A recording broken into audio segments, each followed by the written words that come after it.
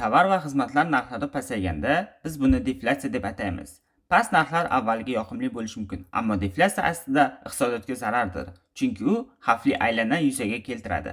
Agar narxlar tushsa, korxonaning foydasi ham ular bilan birga kamayadi va iqtisodiyot jiddiy zarar ko'radi. Natijada ko'plab odamlar ishini ayriladi yoki pastroq maoshga rozi bo'lishga majbur bo'ladi. Odamlar pul kam bo'lsa nima qiladi? Ular kamroq iste'mol qiladi. Odamlar kamroq iste'mol qilsa nima bo'ladi? Tovar va xizmatlarga bo'lgan talab kamayadi. Talabning kamayishi nimaga olib keladi?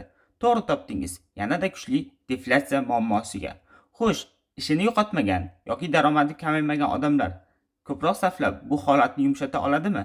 Nazariy jihatdan mumkin, ammo amalda bu deyarli sodir bo'lmaydi. Nega?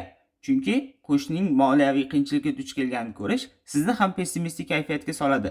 Shu sababli hali daromadi kamaymagan yoki ishini yo'qotmagan odamlar ham ehtiyotkor bo'lib kamroq sarflay boshlaydi. Bu esa xavfli aylanani yuzaga keltiradi. Son iqtisodiyot kanaliga obuna bo'lib, do'stlaringizga ham ushbu videoni jo'natib qo'ying.